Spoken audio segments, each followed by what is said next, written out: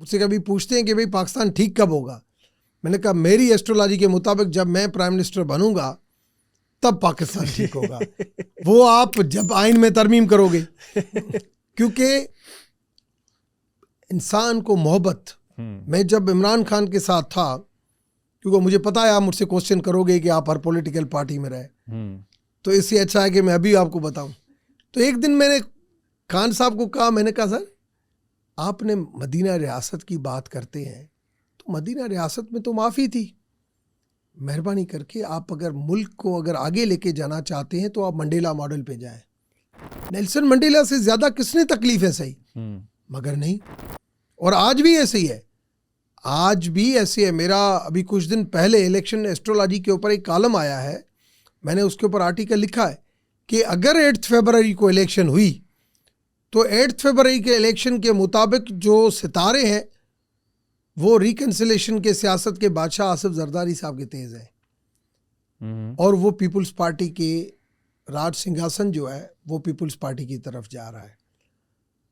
اور اگر 8 فروری کو تھے, مگر اگر آپ کچھ حالات, اگر آپ اس طریقے سے میاں نواز شریف اگر آتا ہے تو پہلے خان صاحب نے ان کو اندر ڈالا, یہ ان کو اندر ڈالیں گے, ملک ہم پھر پیچھے چلتے جائیں گے. مطلب وہی بدلے کی سیاست وہی چلتی دیکھیں رہے نا, کسی کو یہ تو ہے ہی نہیں کہ بھائی ملک کے مسئلے کیا ہیں, عوام کے مسئلے کیا ہیں, ہمیں کیا کرنا چاہیے. مگر مجھے اپنے جو پرورش کے اوپر مجھے اتنا فخر ہے کہ 20 سالہ پولیٹکس میں پی ایم ایل کیو میں بھی رہا, میں پی ایم ایل این میں بھی رہا, میں پی ٹی آئی میں بھی رہا, میں پیپلز پارٹی میں بھی ہوں, مگر آج تک میں نے کسی سے کوئی بدتمیزی نہیں, سب کے ساتھ ایک اچھا تعلق رکھا, مگر میرے منہ کے اندر کسی نے اپنی زبان بھی نہیں ڈال سکا. جو مجھے رائٹ ڈائریکشن, جو مجھے اچھی چیز لگتی ہے میں کہتا ہوں, اور میری پریڈکشن ہمیشہ صحیح, چاہے عالمی منظرنامے پہ چاہے لوکل منظرنامے پہ. مجھے کوئی کہتا ہے کہ یار جب بھی کوئی حکومت آتی ہے آپ اس حکومت کا حصہ بن جاتے ہو, 2-3 مہینے آپ کو پہلے کیسے پتہ چلتا ہے. تو وہ میری پولیٹیکل سوچ, میری وین, میری ایسٹرولوجی اور حالات, ان سب کو دیکھ کے میں ڈیسیشن کرتا ہوں. 2021 میں جب افغانستان سے فوجیں جا رہی تھی, اس سے پہلے خان صاحب یو این کا اجلاس کر کے پہنچے تو ہمارے گروپ کے اوپر میسج آیا کہ عمران خان صاحب آئے, سب ایئرپورٹ چلے ریسیو کرنے کے لیے. میں نے کہا میں نہیں چلوں گا. کیوں؟ میں نے کہا اس وجہ سے بلنڈر کیا ہے آپ نے. آپ کہتے ہو اچھا کیا ہے, میرے حساب سے بلنڈر کیا ہے. آپ جو کچھ کر رہے ہو, اور یہ جو آپ افغانستان, اور میری اسپیچ ریکارڈ کے اوپر ہے, میں نے اس ٹائم پہ کہا تھا کہ آج افغانستان کے بارے میں جو آپ کہہ رہے ہو کہ امریکہ جا رہے ہیں, آپ ادھر جو ہے وہ تالیاں بجا رہے ہو, سب سے بڑا نقصان پاکستان کو ہوگا. ایسا آج جو ڈالر یہاں پہ سستا مل رہا ہے افغانستان, اب یہ پرائس بڑھے گی, پھر آپ بولو گے کہ افغانستان پاکستان کو کھا گیا, اور وہ ہیڈ لائنیں میری چلی اور پتہ نہیں ملینز جو ہے اس کے ویوز چلے. اور آج ہم اسی جگہ پہ پہنچے ہیں کہ بھائی افغان ریفیوجیز جو اس ٹائم کے جو آئے ہیں ان کو ہم, جو انرجسٹرڈ, ان کو ہم نکالیں. یہ میں نے کب بات کی تھی؟ 2021 میں. مطلب جو بھی کسی بھی عالمی منظرنامے پہ بھی اور لوکلی بھی جو بھی میری پریڈکشن ہوتی ہے وہ ہمیشہ پوری ہوتی ہے.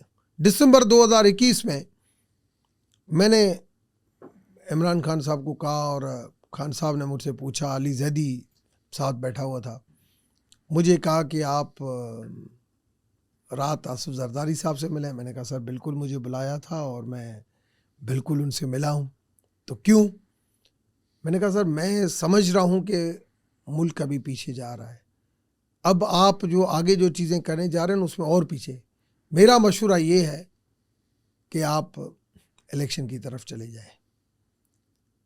یہ کب کی بات ہے؟ 2022 دسمبر 2021 کی. میں نے کہا آپ الیکشن کے اوپر چلے جائیں, آپ کے لیے بھی اچھا ہے, ملک کے لیے بھی اچھا ہے. نہیں میرے ساتھ طاقتیں ساتھ ہیں. میں نے کہا نہیں سر, میں نے سارے ویوز دیکھ لیے ہیں, طاقتوں کو بھی دیکھ لیا ہے, ایسٹرولوجی بھی دیکھ لی ہے, اور حالات کو بھی دیکھ لیا ہے. March will be the last, اور وہ آپ کے لیے بہت خراب ہوگا. آپ کبھی علی زیدی سے پوچھنا کہ میں نے کیا کہا تھا. علی زیدی بھی خان صاحب کے ساتھ بیٹھا تھا, بھائی ہیں ہمارے, مگر بات یہ ہے کہ اس نے نہیں مانا. آج کہاں ملک کتنا پیچھے چلا گیا, جو کچھ ہوا. اب یہ ہمارا کام ہے, ہماری جتنی ایک لیول ہے اس حساب سے جو ہے وہ ہم بتاتے رہتے ہیں.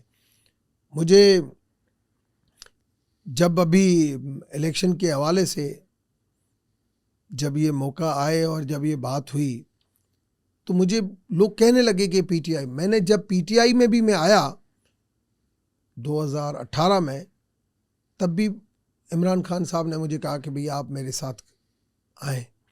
تب بھی میں نے یہ باتیں کی تھی. میں نے کہا سر میں ایک تو میں بنی گالا نہیں آؤں گا, دوسری چیز یہ کہ اگر آپ چاہتے ہیں کہ میں آپ کے ساتھ کام کروں تو آپ آئیں میرے پاس گھر پہ, میرے لیے بڑے ہیں. میں اگر پاکستان کی خدمت کے لیے, تو مجھے کہا کہ right person for right job میری تھیوری ہوگی.